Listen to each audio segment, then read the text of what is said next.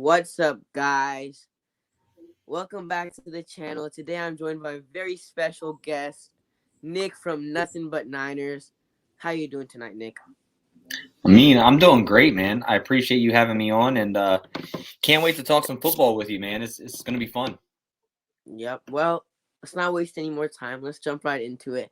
Starting off with playoffs or develop Trey Lance. Would you rather have the Niners make the playoffs this season, or would you rather have them develop Trey Lance? Hmm. This is a tough one, right? Because obviously, as a fan of the Niners, you want them to do as well as possible, make the playoffs, and obviously contend for a Super Bowl. This fan base has been waiting and waiting for a opportunity to win that sixth Lombardi Trophy, right? But you go out, you spend a ton of capital on a young kid, excuse me, quarterback in Trey Lance. You give up, three first round picks, and then you still have Jimmy Garoppolo here. You kind of went out all off season, kind of put it on the line and saying, "Hey, we don't want you here. We're gonna go draft this guy who's gonna take your place." And it kind of backfired on the team, and Jimmy Garoppolo is still here, right? The team right now is 3-4. They don't look like a good football team, not just because of quarterback play, but because of play all around, play calling, coaching, just execution. So for me, Jimmy's on his way out the door. I'm going with Develop Trey Lance. And the reason I say that is because you don't want to stall this kid anymore. You might as well get him in there with a good, half decent team around him. Right now, develop, learn the speed of the game, learn Kyle Shanahan's system more with reps. You can only get better with reps.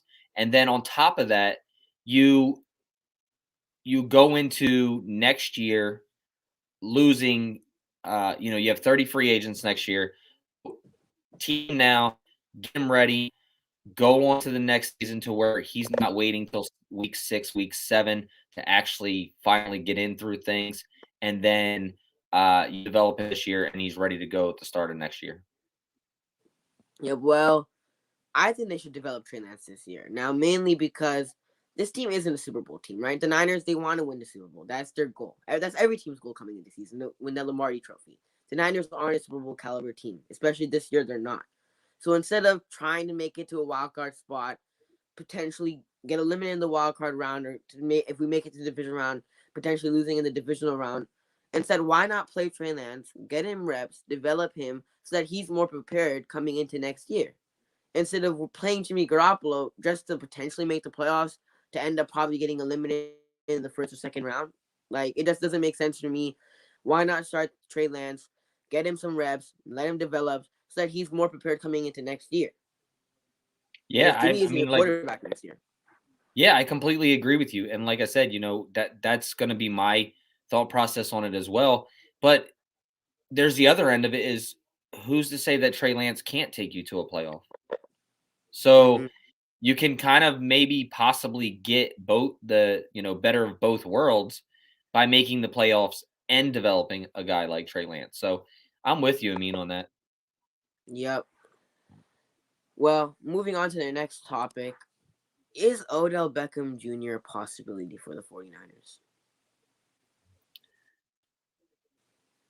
Okay, so if I were to say that he wasn't a possibility, because if he gets cut, obviously he's a possibility, right? So he's a possibility for any of the 32 teams. If he does get cut today, um, the next team that picks him up will be responsible for his contract. I'm not exactly sure how much he's owed on his contract. I haven't looked it up. But personally, for me, I'm not going after an Odell Beckham Jr. The reasoning is you have a guy in Brandon Ayuk sitting on the bench trying to develop and learn, and I don't think Odell Beckham is. Um, Odell is a great football player, right? But I don't think he's that over the top type guy. He's going to make some good catches. He's going to do things like a receiver should. But I think you have so much more potential in a young guy like Brandon Ayuk, who's been healthy for his first year. Going into his second year, he's working on some things. But in the end, Odell's had a lot of injuries. He's really, I don't say, he is a diva type, right? So, he gets beat up by football nets. So, me personally, as a Niner fan, I'm not going after Odell. I'm bringing on Brandon Ayuk and progressing him further into his career.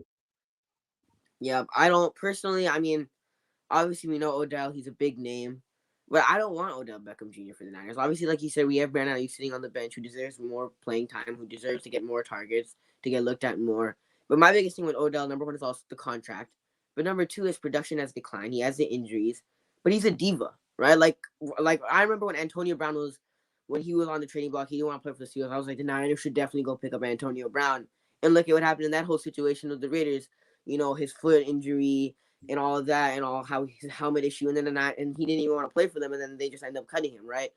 Odell Beckham Jr. is a receiver that wants the ball. If you don't give, if and especially his dad, right? His dad wants Odell Beckham Jr. to get the football, and if he doesn't get the football, he'll post an 11-minute clip on the internet and like show how Baker Mayfield did not throw the ball to Odell Beckham Jr. And we're a run first team, so Odell Beckham Jr. most likely isn't gonna get 6, 7, 8 targets a game. He's not. So Odell Beckham Jr. with his injuries, with his contract, and plus he's a diva. I'm not a big fan of having Odell Beckham Jr. on the Niners. Yeah, I agree. I agree.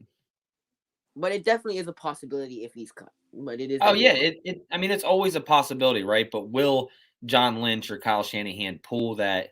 What's up, Jesse? Pull that trigger. I don't think they will with this type of guy, right? Mm-hmm. Like you said, he's gonna fiend for targets. If he doesn't get his way, he doesn't get his way. And I just think, like I said, Brandon Ayuk and Deebo Samuel bring you more versatility in what they can and can't, or what they can do on the football field. And also, you have a younger guy in Brandon Ayuk that you're not paying a whole ton of money to, and you can develop him the way that you want to develop him. Yep. Well, moving on to the next topic. Do you agree with the narrative that Trey Lance isn't ready? That was a narrative coming in before the season that Trey Lance isn't ready, and now it's still going on to the season that Trey Lance isn't ready. Do you agree with that narrative?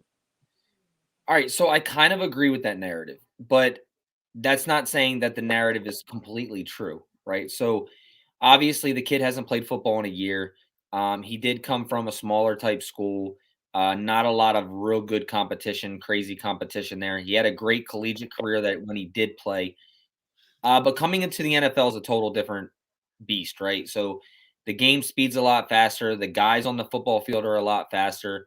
They're not, you don't step on the football field and you're better than all 22 guys on the football field, kind of like Trey Lance did in college. So, Mm. um, so the best thing about it is is there a narrative that he's not ready? Yes, in a sense there is, because there were times where you look back and you say, just like all the things I just said, they fit that narrative, right? But then you come in and you show him and you play him against the Cardinals, and the game plan that you utilized for him, you say that you don't trust him and say that he isn't ready, but yet you put the football game on his back and kind of call plays basically surrounding him. How do you get better in the National Football League? Snaps, playing in games. You're going to pick up as much knowledge as you can in the film room. You're going to pick up as much knowledge as you can watching another guy play, mental reps, things like that. But until you physically get out on the football field, nobody's going to be ready. No rookie. And look at Jamar Chase all preseason, right? Dropping footballs, couldn't get down the rhythm. And you see him now after getting reps. Justin Fields progressing every game. Uh, Even in that game that Trey Lance started in Arizona, you could see him progress, going, every play and getting further and further into the game. You could see him getting better and better. So that's what Trey Lance needs. He needs the snaps, but he does fit the narrative as not ready due to the fact that uh, his background. But now that he's here, it's your job to make him ready as the Yeah. head coach. Yep. Well, no rookie quarterback is ready coming into the season, right? Mac Jones, Trevor Exactly. Lawrence, Justin Fields, all those guys. I get it. Trey Lance played at North Dakota State. He played in a Division II school, but none of these rookie quarterbacks were ready coming into the. None of those guys are going to be Tom Brady or Justin Field or what's it called, Patrick Mahomes in their first year. No, none of those rookie quarterbacks are ready coming in, but they get better playing, they get better getting snaps. Like you look at Mac Jones. Mac Jones is getting better each game that he plays. Last week he beat the Chargers, right? So he's getting better each game that he plays. The same thing can happen with Trey Lance. The more he plays, the more reps he gets, the more better he'll be. He'll be. I mean, I agree with the narrative, sort of like you said. I agree with the narrative, sort of, that Trey Lance isn't ready right now, but I think he can be ready if you play him, if you give him those reps, if you give him those reps, if you let him play, then he'll develop and you'll get better. Because he's not gonna get better holding Jimmy's clipboard on the sideline. That's not gonna get him better. That's Correct. not gonna make any rookie quarterback better, making him hold the starting quarterback's clipboard on the sideline. Like no, the way he's gonna get better, the way all rookie quarterbacks are gonna get better, is if you play, you get those reps, you develop, you're getting first team, in practice. That's the way you're gonna get better. So I definitely kind of agree with the narrative that Trey Lance isn't ready, but if they do play him, he's definitely gonna get better, and he's definitely gonna get those. If he gets those reps, then that's definitely gonna make him better. Yeah, I completely agree with you. Well, moving on to the next topic. This is a little bit of a controversial topic, but I've said this before on my channel. Before coming into the season, I wasn't a bit. I mean, I'm not that high on Deebo Samuel coming into the season because of his injuries. I was like, you know what? You look at DK Metcalf's success. You look at AJ Brown's success. You look at Terry McLaurin's success. And those guys are like having 1,000-yard seasons. Those guys are top 10, considered top 10 in the league. While we drafted Deebo Samuel, who's an injury-prone player who hasn't been able to stay on the field. But this year, Deebo has been popping off. So let's ask the question. Starting off with the first receiver, DK Metcalf or Deebo Samuel? Who do you think is better? All right, so I wasn't big on DK coming out, right? Obviously, a lot of people weren't. Can he run this route? Can he run that route? Can he do this? Can he do that? There was a lot of questions about, surrounding DK. You go into the season, and what has pushed DK to the top, right? It's great quarterback play and Russell Wilson, right? Throw the football up, let DK go get it. That's his thing. He's gotten better at routes, things like that, right? Do I think DK would be a better option for the 49ers in this offense? No, I don't. I think Deebo, we're kind of seeing where Deebo's coming out of his shell right now, right? Obviously, like you said, he's had some injuries. He's had kind of on the bad side of luck of things going forward into his career. But Deebo is a big yak guy. Deebo can run the football. He's a powerhouse runner. He can run the football like a running back. He can catch the receiver or the ball deep. He can run routes. He's good across the middle. And he's going to make guys miss or he's going to run you over. Those attributes that Deebo bring to the game are way more than what DK brings. DK brings physicality, right? He does bring physicality, but you're not going to use him as an extension of the run game. You're going to use him as a receiver. You're not going to utilize him like Deebo Samuel. So on this one, this isn't taking anything away from DK, but I just think Deebo's a better fit in Kyle Shanahan's system. No doubt about it. Deebo's definitely a better fit in Kyle Shanahan's system. Now, if I'm talking about who's the pure greater receiver, I would say DK Metcalf. We're just talking about pure receiver. Who's better, DK or Deebo, right? We obviously know DK is bigger. He's like, people call him the next Megatron, which I don't necessarily agree with, but that's what people called him. But I mean, DK Metcalf, he is a great receiver. But I would choose Deebo. Deebo mainly because he's a better fit in Kyle Shanahan's system. But like Deebo, you add him as an extension in the run game.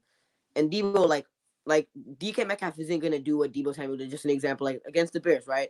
You throw him on a 3rd and 20, a little screen pass, and Deebo goes like 60, 80 yards. Like DK Metcalf isn't gonna do that. DK Metcalf can't do that. DK Metcalf isn't that good or that fast to do what Deebo Samuel did. Deebo Samuel is a great yards after the catch guy. I would choose Deebo Samuel over DK Metcalf for the Niners only because he's a better fit in Kyle Shanahan's system. Yeah, absolutely. And like you said, he has speed and he brings that type of speed to the football game, but he's not as crisp of a route runner. He's just not Deebo Samuel. He just won't fit in this roster as well as Deebo does. Yeah, but who knows? Like DK Metcalf likes the ball. He likes getting the ball. Like if we didn't pass him the ball, who knows what that whole situation would have been. He probably wouldn't have, he probably asked for a trade right now because I don't know if we would be able to get him the football as much as he would like. So definitely Debo Samuel. But now moving on to the next receiver, AJ Brown or Debo Samuel. If you don't know already, which you probably know, but AJ Brown played with DK Metcalf at college. But Yep. who would you take? This is tougher. This is more of a decision, right? You have to physically sit down and break this down because, um, man, you had to pick like one of my most favorite receivers too, in AJ Brown. Um, oh, this is a tough one. I mean, You want me to take this one first? If you don't, want me to take yeah, this go one ahead. first? You go first, and then I'm gonna think about what I'm gonna say here. All right. So obviously Debo Samuel, I would say, is a better fit in Kyle Shanahan's system. But my thing with AJ Brown is that AJ Brown is just such a physical guy. Like I feel like who's harder for a cornerback to guard? Is it AJ Brown, who's physical, who's fast, who has great hands, or is it Debo Samuel? For me, I'm taking AJ Brown only because I feel like it's harder for a cornerback to cover AJ Brown than it is for Debo Samuel. Now, obviously, for the Niners, who would I pick? I would pick Debo Samuel because he's a better fit. But for me personally, who would I rather have on my team, AJ Brown or Debo Samuel? I'm leaning towards AJ Brown just a little bit. Yeah, I mean, I don't want to agree with you here because I just don't want to keep continually agreeing. But I think that if I were to choose for a receiver for my football team, like if I was putting a football team together, I would go with AJ Brown. Because like you said, he's a physical guy. He can run the right routes. He can run all the routes. He's going to demand over the top help. Um, and this is just basing this off of Debo's career so far in the NFL due to the fact that he's played with crappy quarterback play, right? So he's played with a lot of crappy quarterbacks to where they haven't really utilized him as a receiver. We see what Debo Samuel is as a receiver now, and we're starting to see that. And how much better is that going to get if Trey Lance is playing, where he can take the top off the football field? Um, and then does Debo become a better receiver than AJ Brown? It's possible, Possible. right? It is possible. So, but if I were to build a team right now off of what I would look for in a team, I'm going AJ Brown slightly over Debo, even though Debo brings that physicality and that versatility. I think I could pick up another player that could do semi the same things, and AJ Brown is just a guy that I just can't let go. And not even to mention, right? Obviously, this is early in both of these guys' career, but AJ Brown has been consistent. Coming in first year, 1,000 yard season, has 8 touchdowns. Second year has another 1,000 yard season and 11 touchdowns. So he's been consistent. Where with Yep. Debo Samuel, we necessarily haven't seen that yet. No, obviously, Debo Samuel's still a better fit in Kyle Shanahan's system than AJ Brown is, but still, AJ Brown has definitely been more consistent than Debo Samuel has been so far. Yeah, I agree. He's had the better career so far. That's Yeah, definitely. Well, moving on to the next topic, Scary Terry McLaurin, or Debo Samuel. Now, both of these guys have crappy quarterback play, so now it's gonna be a little bit tough because both of these guys have crappy quarterback play. But I'm an Ohio State fan, right? So this Oh, is a I really never tough knew one. that. Yeah, so I mean I've always been a huge fan of Terry McLaurin, right? And we talked about it on our show during the draft. Myself and Mike are both Ohio State fans. So we were really big on Terry McLaurin this year. I would have loved to have Terry McLaurin. But in a sense that if you're looking at the position that we had when Terry McLaurin came out and you look at it right now with the quarterback play, um, I don't think Kyle Shanahan would utilize him the correct way. Because even though he has crappy quarterback play in Washington, they still throw the football deep. They still they still attempt those throws where the 49ers offense is 0 to 20 with yards after catch. Now he'd be great here for slants, but he's not going to be the guy to take over the top. As much as I love McLaurin, I'm going to stick with Debo here because I do think that Debo still has, like I said, still hasn't came out of that shell. He's a turtle, right? So he's kind of popped out right now. He's not completely out or changing shells yet, but when he does, I think it's going to be like, watch out. Well, like I said, the last two guys, Debo Samuel, I would say is a better fit for the Niners. Now, if I was starting a team, who would I rather have, Terry McLaurin or Debo Samuel? I would choose Terry McLaurin. Now, I was watching football. I was watching I was just watching a highlight clip or something like that. And Terry McLaurin is probably like top 10 route runners in football. Like, he can run such crisp routes. When I saw it, I'm like, damn, like, this guy really knows how to run his routes better than Debo Samuel. And I'm not saying Debo Samuel is bad at running routes, but Terry McLaurin really knows how to run his routes really good. It's like super crisp to a T. He's really good at running routes. Probably top 10, in my opinion, in the league, best route runners. If I was starting a team, I would choose Terry McLaurin. But for the Niners, obviously Debo Samuel is a better fit. So I'm taking Terry McLaurin on this one. Now, obviously, if I'm building a team, I'm taking Terry McLaurin on this one. But if I'm the owner of the Niners, I'm taking Debo. You know what the scary part is, right? So there's another guy in Ohio State that runs way crisper routes than Terry McLaurin does in Chris Olave. I And knew you were gonna say that. I knew you were gonna say that. I knew you were gonna say he's that. going to destroy the league next year. So keep your eyes out for Chris Olave, people. The only reason I've heard of that name before because I've sometimes I'll just be watching out on Saturdays and I've heard like Justin Fields. Legit, that was his favorite target, pretty much. Chris Olave, pretty Yeah, much the his kid favorite is a target. beast.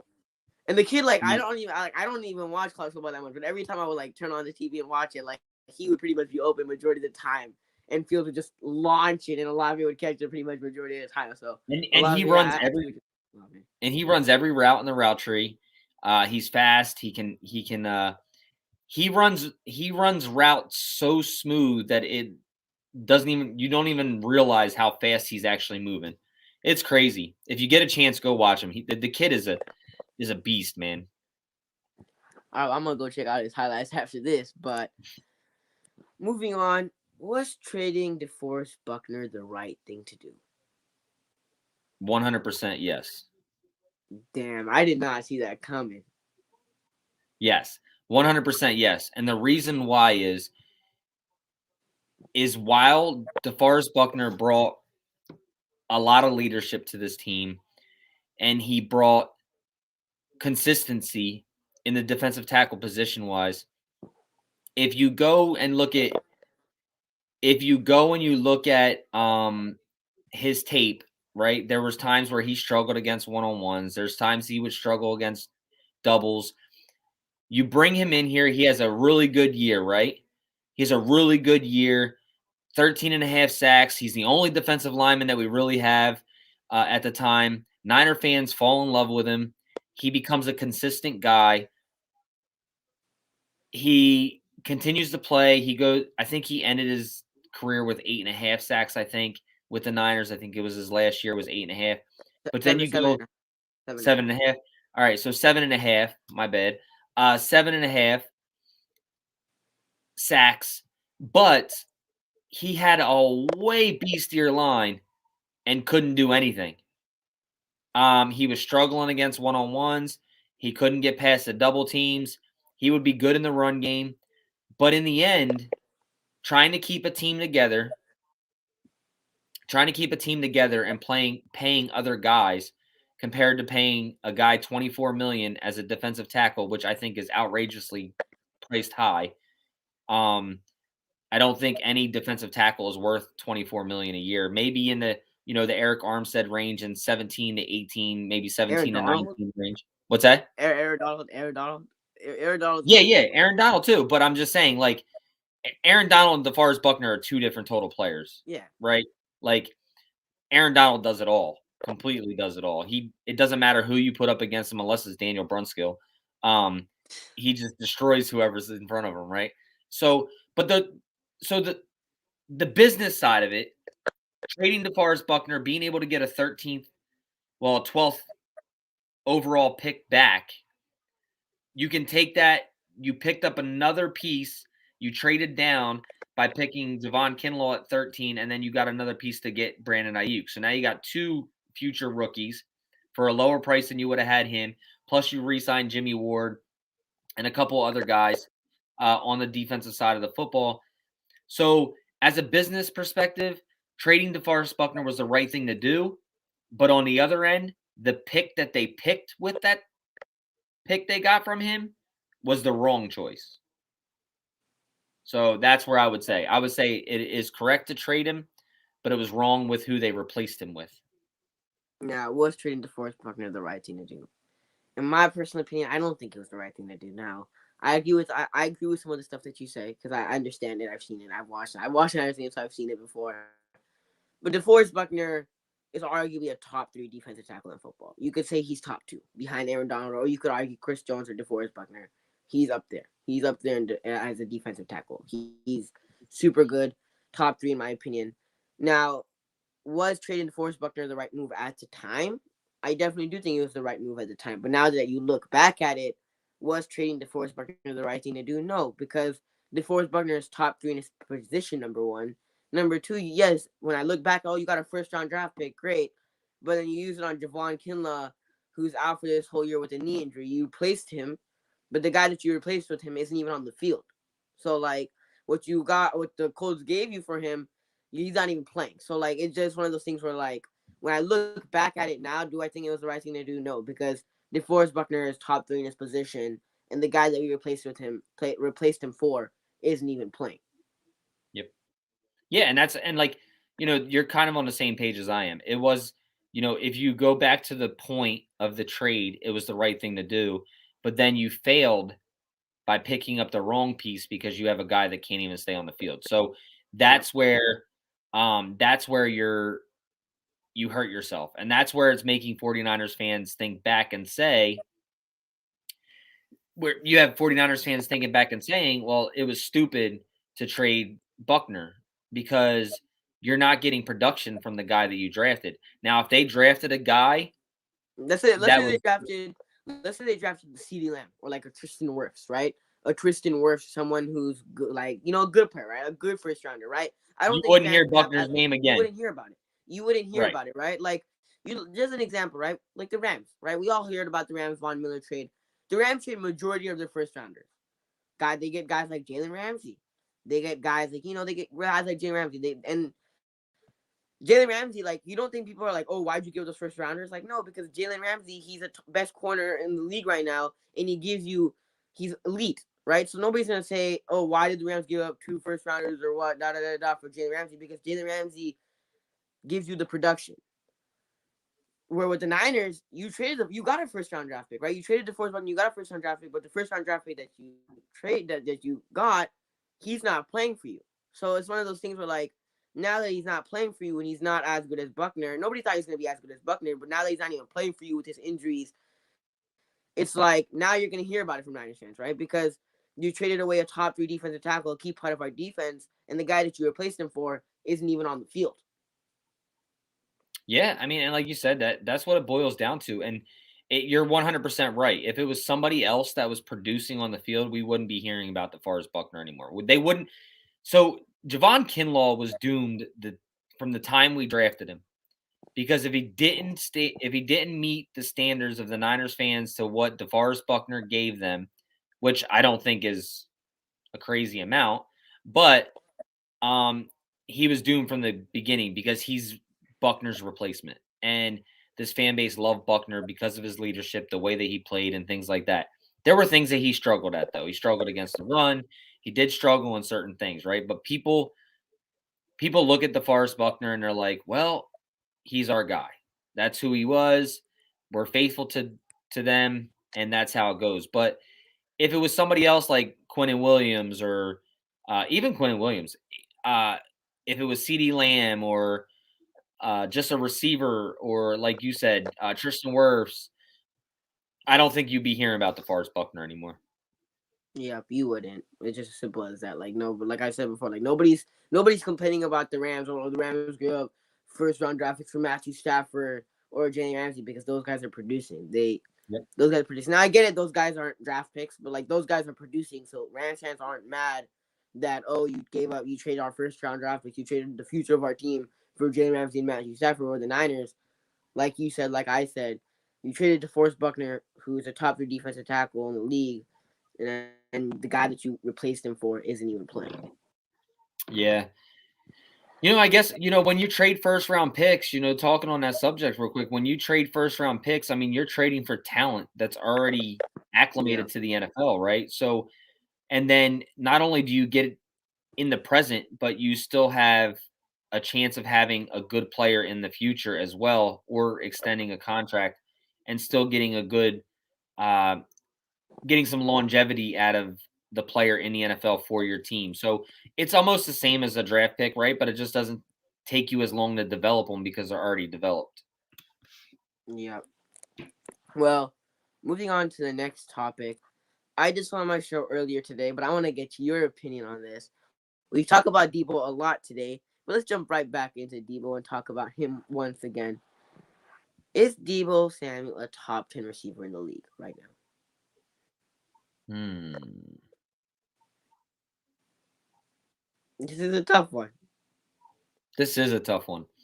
Um, are we going off of career wise top 10, or are we going Based off on just this year?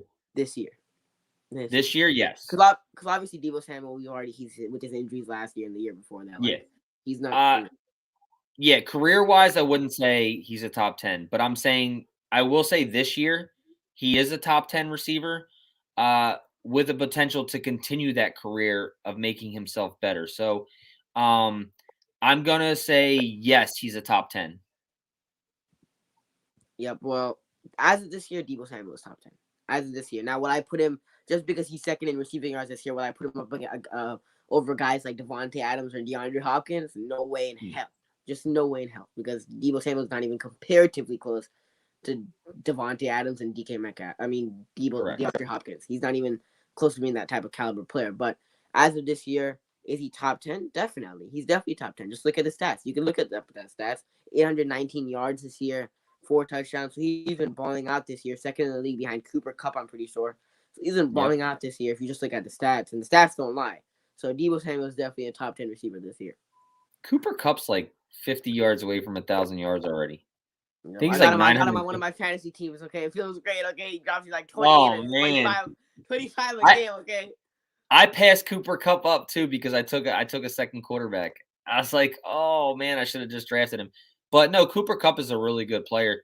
Um, and that's why I said about Chris Olave. Chris Olave is going to be better than Cooper Cup in the league. Do But you, question for you? I don't know if you watch a lot of the Rams, but do you agree? Like some people say the narrative. Also, like Michael Thomas, they say, "Oh, what's it called?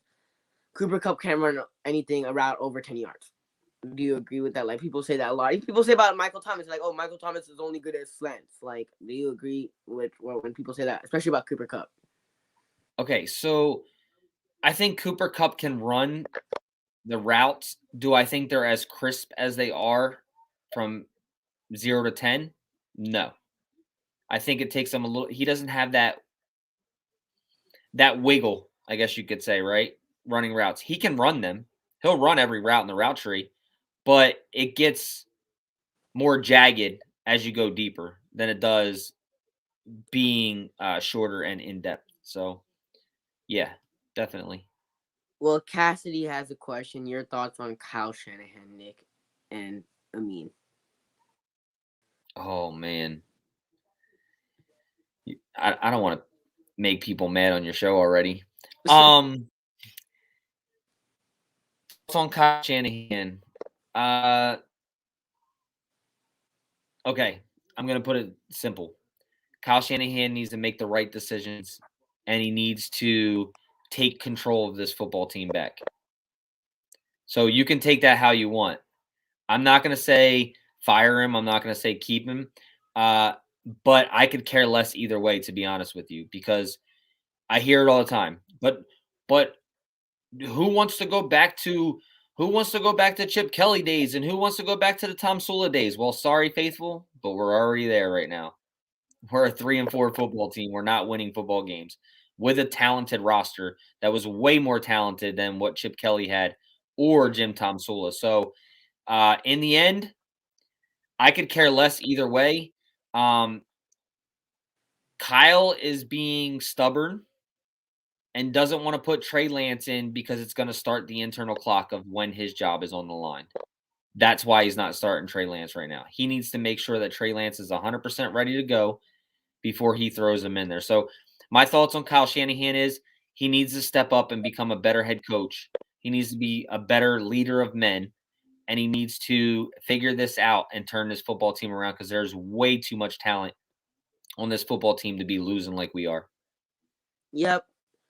I'm gonna be brutally honest about Kyle Shanahan, right? Because I watched this Jim Tom and Chip Kelly was when I seriously heavily watched every Niners game, and I used to like legit watch every Niners game. Every time Niners game would be on, I would be there before it would start. Like right 5 minutes, 10 minutes before it started, I would be there. Chip Kelly and Jim Tom when we lost, even if we lost, like I remember like some games we lose by like 40, 30. Like I wouldn't be mad about it. I wouldn't be like, because I understand the Niners team isn't that great anymore. It's a rebuilding team. Right. The Niners aren't that good. But with Kyle Shanahan, I'm like, you have 5 years. It's your fifth year now, right? We're not winning games in your fifth year. You don't have the injury excuse anymore. Like, you don't. You can't use the injury excuse, because of injuries. Like, yeah, we gave you that past couple of years ago, but now it's your fifth year. You have to win. You can't have these excuses every year because, the team has injuries, da-da-da-da-da. You can't have that excuse every year. Like, and just another example, right? Like, Doug Peterson. Doug Peterson won a Super Bowl with Philadelphia, and they fired him 2 seasons later. Kyle Shanahan, you took us to the Super Bowl. Did you win us the Super Bowl? No. You didn't win us the Super Bowl. And your job, you still have your job. Some coaches get fired in worse situations in like their first year, and you're in your fifth year and you're not winning us games. Yep. You had the time to build a team, and we have a talented roster. I'm not saying that we don't have a talented roster. We definitely have a talented roster. But now it's your job as a coach to help us win football games. And you're not doing that in your fifth year. I'm not going to give you that excuse anymore. If you can't, it's time to pick it up. Kyle Shanahan has a losing record as a head coach, and that's the bottom line. People don't want to look at it that way. They want to look at it because of the fact that Kyle Shanahan took us to a Super Bowl. But this isn't what have you done for me then. 2 years It's ago. what have you done for me lately. And right now you're not winning football games. And I see somebody said Sean McVay is a better coach than Kyle Shanahan. And based off of records, by far he's the better coach. They've been in the playoffs almost every year. They've been to the Super Bowl. The 1 year that McVay didn't make the playoffs, he still had a winning record, 9-7. The 1 year that McVay did not make it to the playoffs. Like every year he's made it to the playoffs. He's made it to the playoffs. The 1 year that he didn't make the playoffs, he still had a winning record. Which, Kyle, how many winning seasons do you have again? One. Yep. Well, moving on to the next topic and the final topic of the day. I have to ask you this because you are an Ohio State fan. Coming into the draft, did you want Justin Fields or did you want Trey Lance? Or you can name another rookie quarterback that you might have wanted, but I specifically chose Justin Fields because I know, you're an Ohio State fan. Did you want Justin Fields or did you want Trey Lance? I 100% wanted Justin Fields.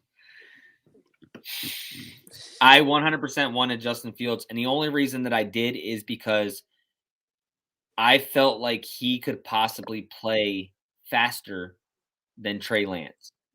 I also think Justin Fields is a lot smoother of a mobile quarterback than Trey Lance is, because I think Trey Lance can run. Don't get me wrong here. I think Trey Lance can run. Justin Fields has a good arm, and I think he's a lot smoother running. We saw how he ran on that fourth down.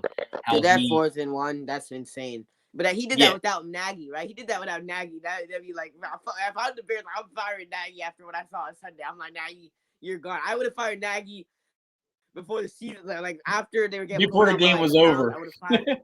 But still, Justin Fields looked great, and that was because they didn't have Matt Nagy on the sideline because he had COVID. Yep. So no, for me it was Justin Fields. Trey Lance was my. I believe Trey Lance was my third pick. I think I wanted Zach Wilson if we didn't get Justin Fields. And after digging into the tape more and more and more, I think I went with Justin Fields to Trey Lance, and then Zach Wilson.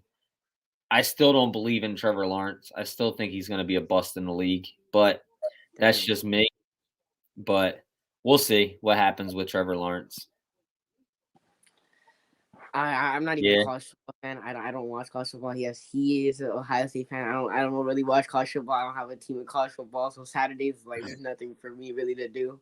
I'm just waiting for Sunday to come around. So Yeah, I love college football. I mean, I do. It's just I like watching all the talent, right? So and then obviously I love preseason football too, right? Because I get to watch, when most people don't want to watch the third and fourth stringers, like I love that part of it because you see what kind of youth and growth you have coming through the NFL and how and if they don't make it or if they go somewhere else, like it's just more aspect of the game, right? Learning it about different people and different players. Um, but yeah, well, I was on that Trey train. Okay, to be honest, I've seen Fields some of the games that I didn't watch. It feels like highlights that I watched, like the Northwestern game. Some of those type of games. Obviously, I knew you're gonna probably have that reaction. But I mean, Fields, I feel like he's a slow processor. That was just my initial reaction. Maybe it's because I've seen Dwayne Haskins and how he turned out in the league. I will say Fields is definitely a smoother runner. I think he definitely has a stronger arm than Lance. But just based off what I saw in like those Northwestern games, what I saw in previous Ohio State quarterbacks, like we've seen Ohio State, Dwayne Haskins. I forgot who's the other. I think Troy Smith, Heisman winner in Ohio State. He was yeah. also a bust in the league. So there's been a lot of Ohio State quarterbacks that haven't necessarily been good. Those are just two that come to mind. Oh, well, and that's the thing. Like, to be honest with you, Ohio State doesn't develop really good quarterbacks for the NFL. When an Ohio State quarterback comes to the NFL, they're not usually pretty good. But the difference between Justin Fields is he played at Georgia first. So he wasn't groomed by Ohio State. He came in and just took over. I don't consider Justin Fields a how can I say this? A Ohio State product. Yeah, an Ohio State product, right? So I see him more of a Georgia trained quarterback to coming and playing at Ohio State, kind of like Trey Sermon came from Oklahoma, right? Oklahoma? I Who? forget where he played. Who? Trey Sermon. Trey Sermon played at Oklahoma first, and then he transferred to Ohio Yeah, State. Oklahoma, then came to Ohio State. So, like those two guys, I don't consider Ohio State guys, like because they spent years prior. They didn't just come straight to Ohio State. So that was the difference. Because if Justin Fields was just an Ohio State quarterback, I would have never wanted him on the team because they just don't develop quarterbacks well. Yeah, well, that's a good point. I completely forgot about that. I remember he went to Georgia and then he transferred because Fromm was the quarterback and like, I Yep. mean, I understand the whole situation because obviously you're not going to take away the ring keys from Fromm because he was a winning quarterback. He was winning games for you. So RZA619 says can't use records alone to compare coaches. If we did that, then Goff is better than Stafford. He made more playoffs and he had better record for his career. Rams have more talent on offense and defense. That is a good point. I'm not even gonna lie. That is a pretty darn good, solid point. Yeah, I mean, but you can use records due to the fact because it's the coach's job to develop what's on your team. So it not even just develop. So like, okay, so Matt Stafford and Jared Goff, right? Yeah. So Jared Goff is a more winning quarterback, right? But you have to look at the organization and what they did to put the coach in the right position to develop and win football games. Detroit has always been a dumpster fire. They've never really put anything around Matthew Stafford to win any football games. And he still probably has a better career than Jared Goff, not in wins and losses, but in actual accolades as a quarterback. So that's the thing, like where you can still use records as a thing because it's not just what you physically do, it's what your entire organization does to put you in that right position. So, but I agree with a little bit of what he said. Yes. Bill Walsh and George Stafford had winning records in college. One of them. That's definitely true. I mean, the whole Kyle situation, right? Like Kyle, the roster is good, right? So, like Chip Kelly and Jim Thompson, we don't. Like I said, like I didn't care when we lose back then because we got blown up like 30 some games, and I'm like, the team isn't that good, so it's understandable. Where we're like Kyle Shanahan, you have a good roster. It's not like you don't have a good roster. You have a pretty darn good roster, and you're still not able to win. Like, really, you have a good roster, you're still not able to win.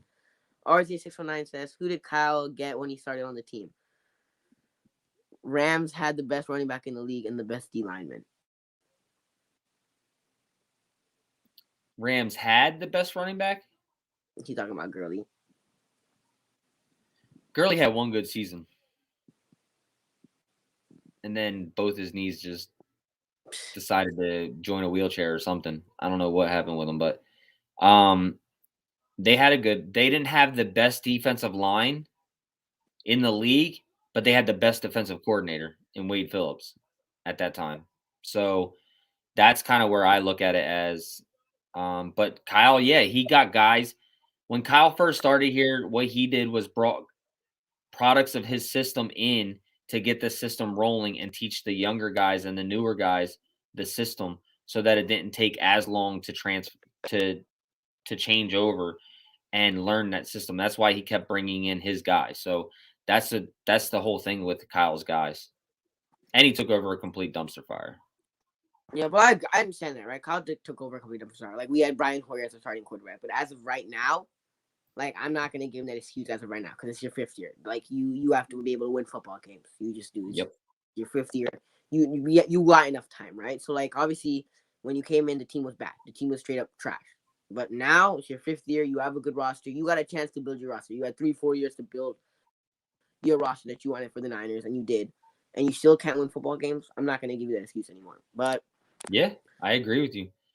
You that you basically. you took No, go No, ahead. I'm sorry. no, you can finish. No, I was just gonna say you took a team to a Super Bowl in your 3rd year, right? And you built that team by year 3. I mean, we were starting to compete in year 2. We just didn't know how to finish football games. So really, technically, your first year was a rebuild year. Your second year, you were competing, even though your record didn't show it. You just didn't know how to. You just didn't know how to finish. And then your 3rd year, nobody expected you to go to Super Bowl, and you do go to a Super Bowl. You fail your team by ended up, stop running the football or doing whatever you wanted to decide you wanted to do. And then you go into your 4th season where, yes, you have a lot of injuries, but you still have to be a coach. And now you're going into your 5th season, and there's a lot of questions about what you're doing on the field as a coach. So your time is already clocked. Like, your clock is already ticking.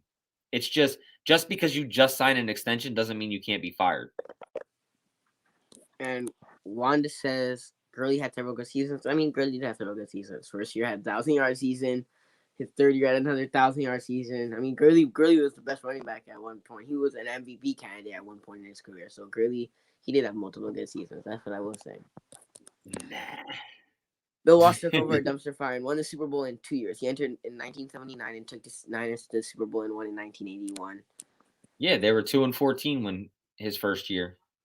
Yeah, and RZA says if anything, blame goes to Lynch. I mean, who knows who's making the draft picks, right? I understand some of the picks, yes, Lynch, right? But like some majority of the picks, like Kyle, who knows? Kyle drafted it, or Adam Peters was behind it, or John Lynch was behind it.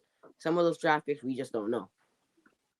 Yeah, I mean, everybody says that Kyle has so much power here. And I'm still not sure who actually controls the draft, right? And if you want to talk about drafting and drafting injured players like this team always does, people continually forget about blaming the scouting team. Like, the scouting team is what goes out and scouts these players and brings back all the offseason work they do. Obviously, they're scouting these, what can these players bring to me if they're healthy type guys. They take it back to Kyle and John. They make a decision and they draft it. So all 3 of them are wrong. All the scouts, John Lynch and Kyle Shanahan. But yeah, I don't know. This is true. Lynch does what Kyle says. Lynch does do what Kyle says. Lynch definitely does what Kyle says. That's definitely legit. I was watching the Trey Lance. There's a Trey Lance documentary on NBC. Legit. Right before that, at the end, he's like, Kyle sent him Trey Lance film, and then for like couple of days before the draft, he's like, Kyle, it's up to you who you want because you're gonna have to develop this guy. You're gonna have to, you're gonna have to develop this guy. He's like, his final decision's up to you. So even then, Kyle doesn't listen to Kyle. John does listen to Kyle, and he even went out and said that. So, well, that basically wraps up the show. I appreciate everybody who is watching.